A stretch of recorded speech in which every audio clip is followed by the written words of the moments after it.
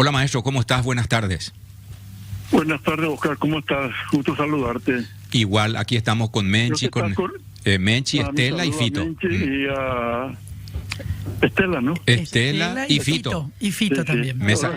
¿Qué tal, maestro? ¿Cómo estás? Abrazo, maestro. Gusto saludarle. Sí, igualmente. Sí, para vos también. Decíamos hoy, y creo que no es la primera vez que lo hablamos, pero cada vez que hay la cercanía, como ya estamos viviendo, de hecho la Semana Santa, Ñanemandúa, Semana Santa, la Pascua Dolorosa, los sucesos terribles de Abrancue en el departamento de Misiones y esa represión, creo que debe ser, hubo mucha represión y realmente cosas muy feas que ocurrieron, criminales, que uno no puede describir salvo lo que te cuentan, los que vivieron eso, los que escribieron algo sobre el tema, como la represión a las ligas agrarias católicas Alcibiades. Y recordaba la fecha de ayer, 15 de abril de 1976. ¿Podés contarnos, va en las ligas agrarias católicas, por qué la represión estronista de la dictadura militar contra esta gente? Y bueno, desde la perspectiva de la dictadura es relativamente fácil de explicar. ¿Qué buscaban los miembros de las ligas agrarias? Un mejor bienestar económico.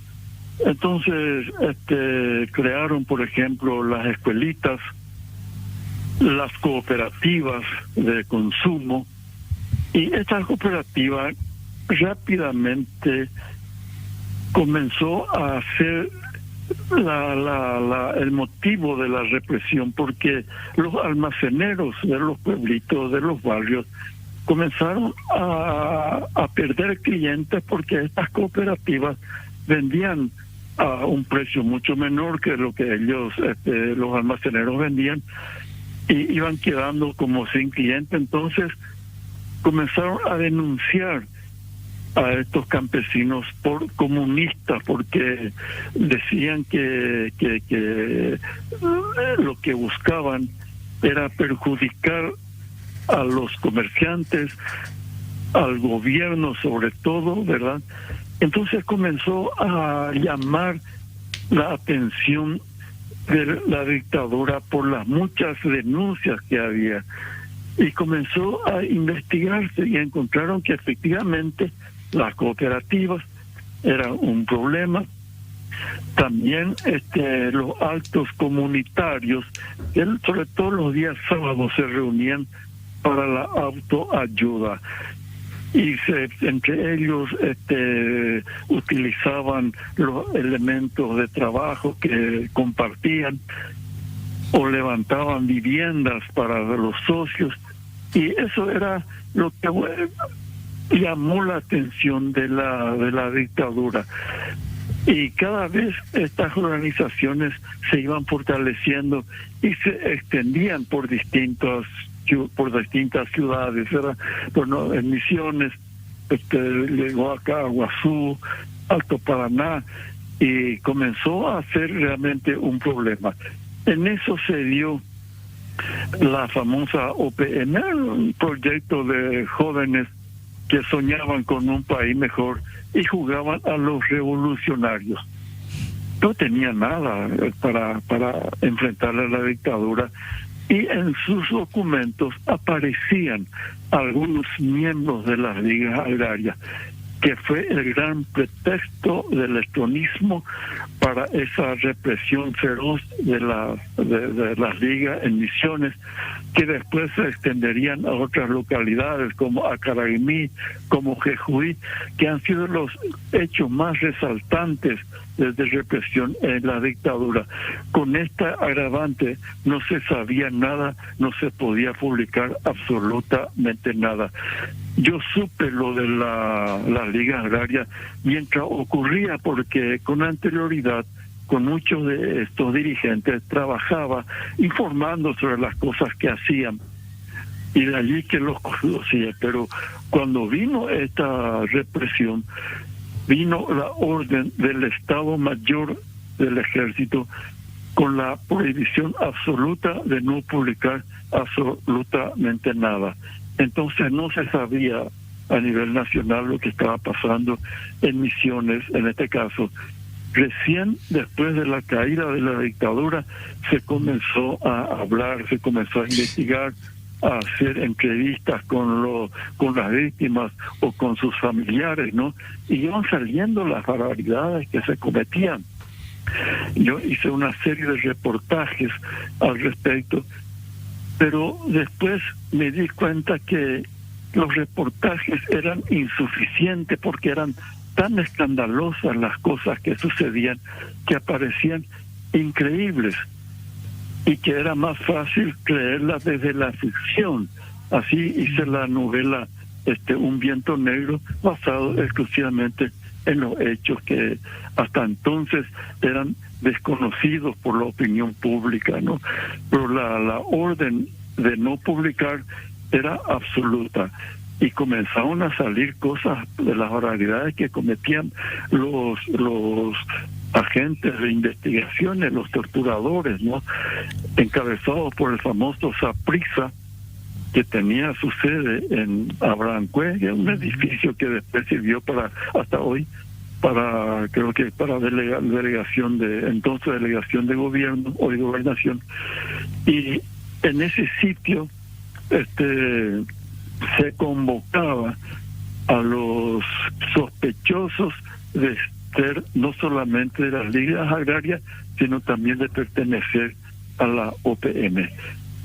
Y no hay que olvidar nunca, porque hasta hoy nos duele ese hecho, y con más razón a los familiares, por ejemplo, de Silvino Flores, a quienes le degollaron frente a sus hijos y a su esposa. Esto lo hizo, y se sabe el nombre, un famoso alcalde de Santa Rosa, conocido como Mandioro, porque estaba totalmente con la autorización, la carta blanca de la dictadura para hacer lo que quisiese. Entonces hubo saqueos, violaciones, asesinatos, en fin, fue una cosa terrible. Creo que obra en fotografía, en archivo, instrumentos que utilizaban para torturar a muchos de los miembros de esa liga agraria. Y cuando uno ve alambre de púas y compañía y elementos terroríficos para la tortura, uno se imagina, maestro, lo que habrá sido eso. Sobre todo en el relato del caso de Flores, recuerdo haber leído, no me acuerdo si fue una obra tuya, un botririnio de prójimo, no sé cuánto, y le colgaron y después, ¿verdad? Y le degollaron ahí frente a los hijos. Sus hijos menores, eran chicos. Y lo peor de esto es que porque mucho tiempo pues ya mayores hablé con su hijo y obviamente no pueden sacarse de encima. Pero me imagino. Y ese es un caso nomás, porque dice que las barbaridades allí se multiplicaron. Y como el silencio era primero por prohibición y segundo por temor, entonces muchas cosas luego probablemente no sepamos lo que hicieron estos badulaques, ¿verdad? Algunos de ellos creo que sobreviven todavía. De los torturadores, los gritos que escuchaban los vecinos de Abrancue, ¿no? Terrible. Sabían lo que estaba pasando, pero no podían hacer absolutamente nada. ¿Dónde van a ir a denunciar? ¿Por qué ligas agrarias cristianas? Pues, ¿cuál era el vínculo con la iglesia, Alcibiades? Porque la iglesia creo que después medio quiso desprenderse del asunto. Muchos sacerdotes colaboraron con las ligas agrarias, comenzando con Monseñor Argaña, ¿verdad? Monseñor Argaña.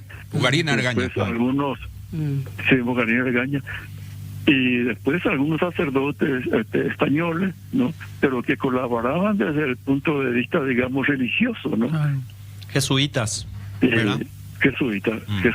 Algunos jesuitas, ya franciscanos también, pero mayormente jesuitas. Que ayudaban a la gente a tratar de liberarse de esa situación espantosa en que vivían y siguen viviendo, ¿no? La falta de tierra, la falta de educación. De pronto, hasta hoy tienen ese problema, no pueden, tienen un producto, no pueden vender sus productos, porque el contrabando les ahogaba, cosas así, ¿no? Claro, pero la salida, Alcibiades, Fito te saluda. La solución que planteaban estos sacerdotes era comunitaria, era de la sociedad en la que se organizaban para toda su vida, digamos, la producción, la salud, la educación, toda su vida tenía que ser, digamos, en base a la comunidad. Y eso creo que fue lo que más le molestó. No podían hacer, ¿verdad? Claro, individualmente no iban a sobrevivir. El nombre fue lo que comunidad es lo que a la dictadura le llamó la atención. Eran comunistas, ¿no? Claro. Sí. ¿De cuántas víctimas estamos hablando, Alcibiades? No se sabe exactamente, porque hay desaparecidos, hay asesinados, ¿verdad? Y los torturados, un montón, y no solamente varones, también sus esposas cayeron en Abrancue. Y otras zonas como Santa Rosa, por ejemplo, donde reinaba este alcalde Salinas, ¿verdad? El Mandioró. Tomás Salinas, sí. Lo leí en un artículo tuyo. Sí, lo leí en un artículo tuyo, porque las dos, y yo digo nomás sus sobrevivientes, qué bárbaro, ese Camilo Almada Morel, Saprissa, y Tomás Salinas, Mandioró. Uno de los más salvajes. Terrible. Y tenía esta característica, Morel, que cuando iba a torturar, porque siempre andaba muy bien vestido, un traje así. Y cuando iba a torturar se iba sacando a poquito, pausadamente, su corbata, su camisa, sus tacos, su pantalón, se ponía un short y tenía una cadenilla con una cruz enorme y besaba la cruz cuando iba a comenzar a trabajar, entre comillas, ¿no? Brutal. Impresionante. Muy característico eso de los torturadores de la impresionante. Entre paréntesis. Hoy porque que ya estaban haciendo como una obra de caridad, como que estaba salvando al país de los comunistas, de los bárbaros, de los terroristas. Estaban convencidos de eso, ¿verdad? Que estaban salvándole al país de estos bárbaros. No, pero digo nomás, esa tendencia, Alcibiades, de ser más fanático que los que están en el ejercicio del poder público a través del autoritarismo, se fanatizan, y ellos creen que están cumpliendo, como decía, una misión sagrada. Hoy día vos ves eso mismo, no seguramente ya llevándote a una cabina de tortura, a una pieza, a un calabozo. Hoy hay una persecución brutal.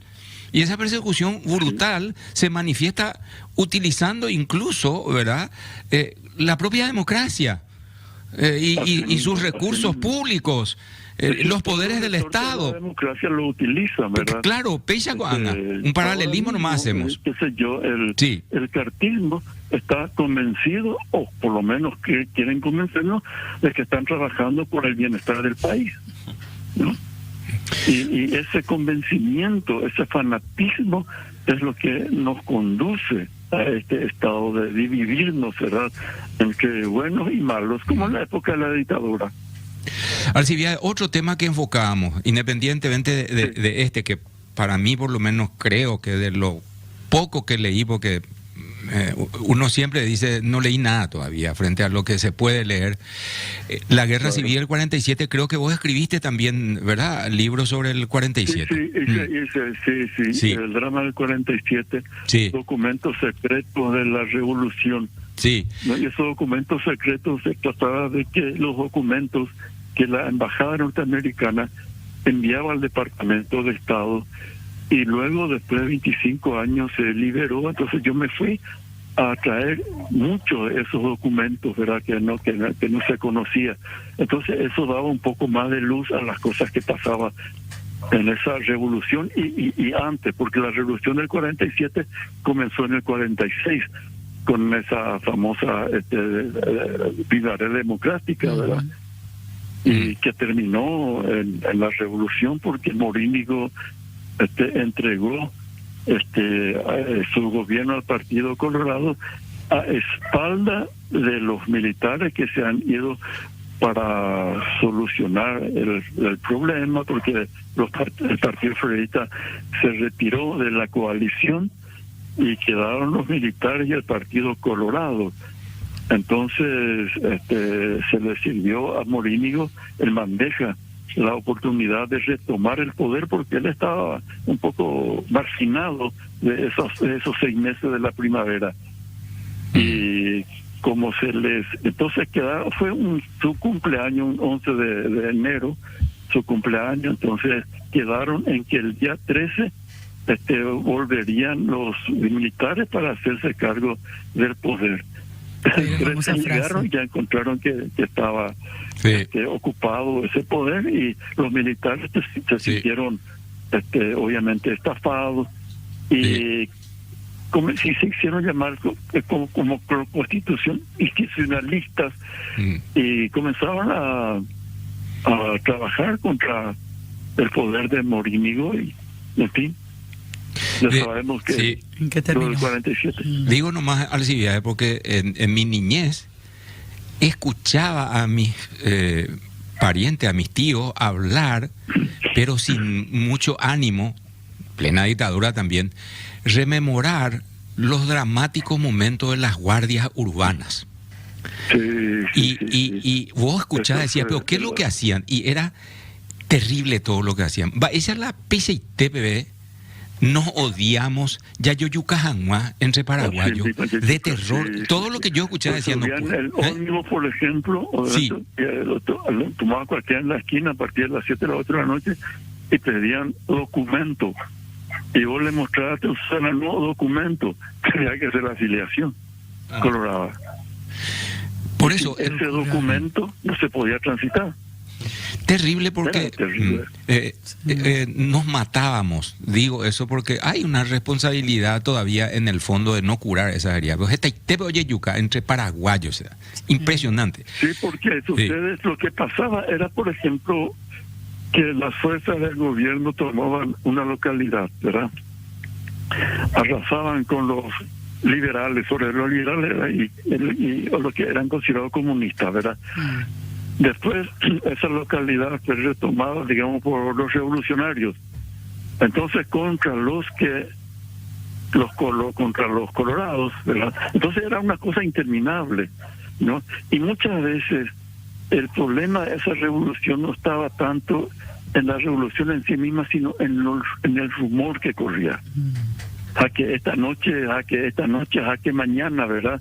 Pero una cosa espantosa. Yo recuerdo, tenía 11 años, y en mi casa era un problema así terrible, porque dicen que está viniendo, pero fue terrible esa revolución. Se mataba mucha gente, y no solamente lo que la revolución en sí misma, sino después las consecuencias. Se calcula como 100.000 paraguayos que han tenido que huir a la Argentina a raíz de esa revolución, ¿verdad? Y corrieron para salvar la vida. Y después el final no pudo haber sido más trágico. En Villeta fueron alcanzados, y muchos tienen que cruzar a nado al otro lado, y los que no sabían nadar se morían ahogados, y los que nadaban eran el blanco de los Primandí que estaban en la orilla del río. Fue eso en agosto del 47. Bueno, lo de las ligas agrarias cristianas entonces tiene una historia, una Semana Santa tremenda. 49 años se cumplieron ahora. Una cosita nomás, ya que Alcibiades mencionó los documentos de la Embajada Americana. Estados Unidos tuvo muchísimo que ver con la formación de los torturadores. Sí, la Escuela de las Américas es la que formó a los torturadores que aquí actuaban para la dictadura y en toda Latinoamérica, ¿verdad? Terrible. Y bueno, el famoso el Plan Cóndor, que vino después, pero era parte de la asociación de dictadores, ¿verdad? Que se intercambiaban presos, se hacían una cosa así. El Plan Cóndor fue terrible. Tremendo. De Videla, Pinochet, Stroessner. Tremendo. ¿Cómo se llama la película donde los hijos de muchos de estos torturadores formaron luego una comisión? Vimos una película donde una mujer comienza a buscar los antecedentes de su abuelo y de su abuela también. Una película tremenda. Ella no sabía nada. O el caso de la nieta de Barrett, ¿no? Exacto. Que fue vendida por su pareja. Por su propia pareja, Soledad Barrett. No, Soledad Barrett. Entonces, esta Y gente... esa fue parte del Plan Cóndor. Sí. Esta gente después comienza a decir, ¿qué es lo que fue mi abuelo? ¿Por qué en nuestra casa no se hablaba de algunos temas? Y terminaron descubriendo. Algunos de ellos terminaban de trabajar, entre comillas, a la noche en las cárceles estronistas, en los calabozos estronistas. Jaupeo, misa, será. Impresionante. Sí. Impresionante. Nunca faltaban en la misa y No. se De santiguaban. comunión y- diaria. Comunión, Goya y Boy, se güey. emocionaban. Ahora es el corrupto. Mía hoy en Ahora primera es el fila. corrupto. Claro. Que se va a misa. Es que se va a misa. Sí, mi feroz mondaja, derecha, oína. Tienen nichos Se y va al- altares en se su va al casa. comulgan. Se va al culto. Sino misa, culto. Culto, misa Todas las ahora también, religiones. porque eso sí se Sí, no hay diversificó, solo- pues. No hay una sola religión. Y hacen un buen aporte porque ahí pues está la salvación. Mientras más vos aportás, Claro. Pepe ella salva. Más Seguramente. parcelas tenés arriba. Maestro. Porque se creían los demás que eran inspirados por Dios. Sí, Claro, encima sea. claro. Alcibiades, querido, muchísimas gracias, maestro. Y No, gracias a ustedes. Un abrazo. Abrazo. Gusto siempre Para vos escucharte. también. Adiós. Abrazo. Año a Barete. Pronto.